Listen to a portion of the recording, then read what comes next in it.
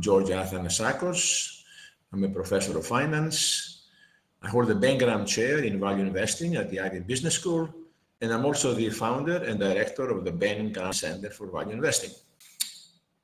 About 21 years ago, Prem Watsa, you may know of his name, Prem Watsa is the CEO of Fairfax Financial, endowed a big chair at Ivy, and the deal was that they had to find an academic who could develop and teach value investing. Ivy did a big search and took a number of academics to Prem. Prem seemed to like me more than anybody else, so he asked them to appoint me as the holder of the chair. And my key mandate was to develop an academic, and that's a key word, academic program in value investing, and spread the word of value investing to academics and the public, because academics don't know much about value investing. That's why I wrote my book, Value Investing from Theory to Practice. Value investors say, if I cannot find undervalued stocks, I stay in cash. So a lot of value investors are staying in cash, and of course they're underperforming because they're staying in cash, and wait for opportunities to arrive. I think opportunities are arriving. Ben Graham, who's the founder of this style, value investing, like to invest in stocks that they are obscure and undesirable, because these are the stocks that tend to be most likely to be undervalued. So right now, small cap have been the most overlooked asset class. If you look at since 2011, small cap have underperformed large cap by about 4%. And this is one of the highest of the last 90 years, the highest difference of the last 90 years. And if you look at the price to book, based on price to book, the large cap seem to trade the premium to small cap by 240%. These are like the highest level since 1931. So the ground is ready for small cap stocks to turn around and the momentum towards high tech stocks to end. And if you look at, the last time that small cap outperformed was 1999 to 2010. That was a period of slowing economic growth and the ending of the tightening cycle of the Fed. So this is what's happening right now. There is a slowing of the economy. The Fed is loosening up some of the tightness of the markets. And this is a good environment for small cap stocks to outperform. The future belongs to small cap value stocks. The value premium is the difference between value stocks and growth stocks. Low P stocks, let's say, and high P stocks. The difference in returns is called value premium. Over the long run, the value premium is positive. That is, value stocks outperform. So if you look at, I was looking at some numbers recently. If you look from 75 to 2025, so with this 50-year period, the value factor outperformed growth by 4.2%. This is higher than momentum, higher than quality. Now, it is true that there are certain periods where value does not do well. That was 2012, 2019. Okay? International markets over that period didn't show actually that value outperformed. Actually, they showed that more or less value and growth were about the same. Okay. The only country where growth really outperformed value was in the US. By a large gap. And as a result of this, many people said value is dead. But it's not dead. It's coming back. Since July 2020, value has outperformed growth internationally by almost 12%. Almost 12%. The mistake that people make, especially in the US, is that they look at the value index and the growth index, and if you look at the difference, it's not that great. But if you look at the composition of the value index, it's not actually value stocks. So Whereas if you look at the actual value stocks, which are smaller, more obscure, less liquid, have really done very well everywhere, including the US. And of course, going into a period, and I think that's my view, that looking forward, we're going to have higher inflation and higher interest rates. In this environment also, is good for value stocks. What drives, if you look historically and look carefully, I guess, what drives the value outperformance in the long run are two things. Human weaknesses. Humans are not rational. They're panicking, they overreact, they time the market.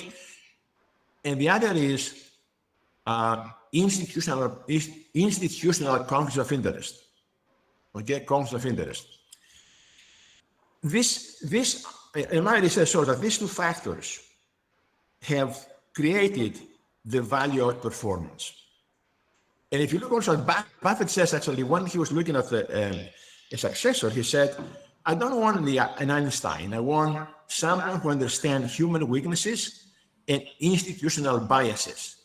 Okay? And these things have not changed from before. Human nature is still human nature. And conflicts of interest are still there. And it will be there going forward. So I think in terms of due diligence and stock-by-stock analysis, nothing actually has changed. And remember, I don't know if you know this, that Sir John Templeton said, the most dangerous words are, this time is different. Maybe there is, I can really accept that there may be some difference this time, and this difference is called Trump, tariffs, deglobalization. This may be something different, but even in this environment, I think, what you're gonna see, and I noticed this actually, companies whose revenues come from domestic market tend to do well because they don't have to worry about tariffs. And most companies that depend on domestic market are small cap companies. So another like tailwind for small cap. All these tariffs will benefit, and the globalization will benefit small companies because they focus on the domestic market. The problem with growth stocks, even with growth countries, is that these are glamorous, okay? And they tend to attract attention and trading and momentum trading. And this momentum trading tends to lead to overpricing and eventually in bubbles. If you look back in 2000, the most hedged market was the US. The most favorable market were the BRICS. Fast forward 20 years later, which market did better? The US market. Which did worse? The BRICS. The same also with recently everybody hedged Europe. Well, since the beginning of the year, Europe has outperformed the US by double, I think, amount. Okay, so this momentum is good, but momentum, when it turns, gets really ugly. ETFs, don't do due diligence. ETFs don't calculate anything. We calculate. We do due diligence. So they take our prices. And they invest basically based on momentum. They buy the winner. And so we have this momentum towards the large tech companies. And this momentum towards the large tech companies has benefited ETFs. And as I said, momentum is good, and this is not good anymore. And when it's not good anymore, it really turns ugly. Now, NVIDIA, I was looking at some statistics the other day, and before I say this, and all this momentum trading by passive investors lead to overpricing. Okay, so when you keep buying the winners, what happens? You dial them up to a point where eventually there's a bubble. And study after study would show exactly this, that it doesn't matter if you're professional or novice. This momentum trading leads to bubbles. So NVIDIA has 8% weight in the S&P 500. This is probably the highest of any stock ever. NVIDIA provides 80% of GPU development and training for LLMs. But it only has his GPU against sales are concentrated only in a handful of companies. 40% of revenues are driven by the magnificent six. So if the AI boom somehow does overspending, too much spending, and we have a capex indigestion, this will hurt NVIDIA. And if NVIDIA is hurt, this will hurt ETFs and the whole market. And I think, passive investors have put an outsized bet on NVIDIA's success. If NVIDIA turns around, the whole market will collapse. GE was a bad stock. A stock that had really bad capital allocation. They were buying companies left and right without actually any synergies with each other. And the markets thought that became very over-optimistic because CEO after CEO was doing against what Jack Welch was doing back in the 1990s. Buying companies on which GE had not a competitive advantage. And then what happened? A new CEO came along who was not coming from within GE. He was the first CEO that did not come from GE. His name is Larry Culp. And Larry Culp said, what are we doing with all these little various companies? Like we had companies in railway, television, real estate. We don't have any competitive advantage in these companies. So he said, there are only three areas. He said, we should focus. Areas where GE dominates the product line. And these were turbines, renewables, MRIs. And he got rid of all these little pieces that were not relevant. He broke up the company into three pieces. And for the last 2 or 3 years, the company stock, including all these three pieces, has gone up three times, I think. Sure. So here the company had a bad capital allocation. They got a CEO who's an excellent capital allocator who understands that to have economies of scale, you got to dominate the product line. Yeah. And GE dominates these three areas: turbines, renewables, and MRI. And when he broke up the company into these three pieces, value exploded. The company has gone up a lot. It has gone up. It was like 2 years ago, it was like 36, and now it's went to 90 or something, and now it's about 80. More room to grow for the company.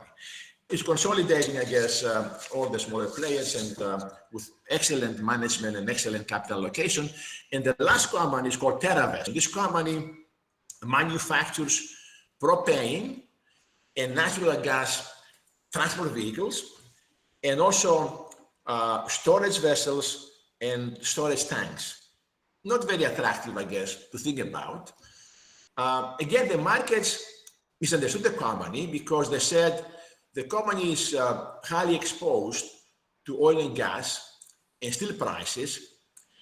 Maybe it is, but the company actually was hedging everything, so it was not actually exposed. It was protected against all this volatility. And again, the CEO, excellent capital allocator, consolidated the industry, has become one of the biggest players, huge barriers to entry, and value creation for the company. It was like 2 years ago was 20, now it's 150 or something. What I say in general to people is because of all these geopolitical problems right now, don't invest in small cap that have high business risk. Like normally these are areas like in the paper and forest, in the construction area, in the mines and minerals. So avoid high business risk companies and also avoid companies with high leverage. Because if you have a slowdown or a recession, these companies may go bankrupt. Okay, so small cap is good, will outperform, but avoid this segment of the market with high risk and high leverage positions. I love companies with high operating margins. I have companies with, so I look basically at the number of ratios of the company. One very important is operating margin. So I want to compare the company's operating margin with the competition. I want to look at the company's ROA historically against the competition. So companies that have good managers, good operating managers, tend to have high key ratios vis-a-vis the competition. But the most important, I mentioned this in my 3 companies, most important is you need CEOs who are good capital allocators. Now, what does it mean to be a good capital allocator? It means that the CEO has the ability to gather up all the cash the company produces and invest in the best value maximizing opportunities like buy another company, pay your debt, and so on. And these are all investment decisions. So people mistakenly think that the good CEO is the CEO who's a good operator. But that's half of the story. The best companies are the companies who have CEOs who are best investors. The best investors. And so I looked actually at companies with CEOs that have good capital allocation, and these companies have outperformed the other companies without good capital allocation by 33% cumulatively over 3 years over recent decades. So I love companies with good capital allocation. They don't overpay. They don't pay high multiples. They don't buy back shares at high multiples. They don't buy other companies that pay high price to earnings ratio. And we know most companies overpay for mergers, and most companies buy back shares at the wrong point of the market. So if you look at the good capital allocators, they pay low multiples when they buy their companies. They pay low multiples when they buy back the shares. But most companies are bad capital allocators because first, they overpay for mergers. Second, they buy back shares at the peak of the market. These are not good signs of good capital allocation. Perfect. And good capital allocation companies attract also what we call quality investors. This is what Berkshire Hathaway does, and Fairfax Financial. They got good capital allocators, attract good investors who stay there for the long run. Boring is good. Boring is good. I mean, who are the best investors? The most boring investors, okay? If you look at the good value investors, they go on vacation and take a pile of annual reports to read, okay? So they're patient, they're disciplined, they're long-term. They're not fun to be around, okay? But they're very successful. See, value investing is more than investing. Value investing is a lifestyle. Patient, discipline, long-term perspective are traits that define one's character. And these traits lead not only to success in investing, but also in a balanced, a long life. That's why value investors, and if you look at the all legendary investors, they all live long. Like Buffett is 92, Charlie Munger died 100, my all-time favorite, Erving Kahn died 107, Walter Schloss 96. I can give you names, okay? It's a lifestyle, and this lifestyle should help you live long. It's a very frustrating experience because I have a PhD in finance. I went through a rigorous graduate program. Never in my life did I hear about value investing. Never thought. No one discussed anything about value investing. And the reason being that academics believe the world is flat. That is, markets are efficient. Price and value are the same. No one can outperform. So be passive. And like academics don't understand business risk, they don't understand due diligence. I probably make people don't understand, they don't care.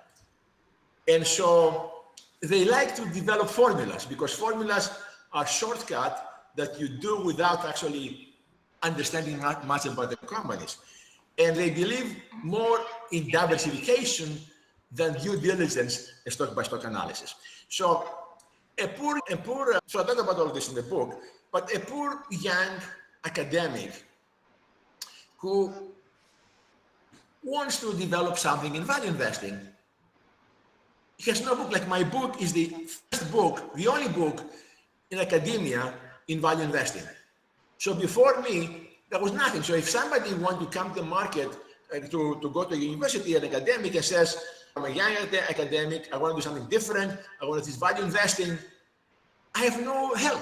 I don't know where to go and what to do. I mean, it took me a couple of years to talk to value investors and understand what they do, and this led to my course and led to my book. But I was tenured. I was not really pressured to do a lot of stuff to get tenured, whereas the young people are pressured of time. They don't have time to spend 2 years trying to figure out what value investors do.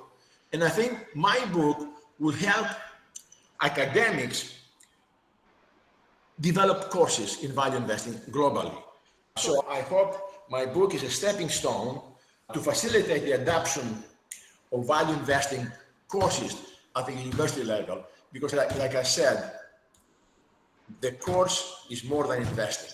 But humans are not patient, are not disciplined, are not long-term, and they try to time the market, and this is what has the performance.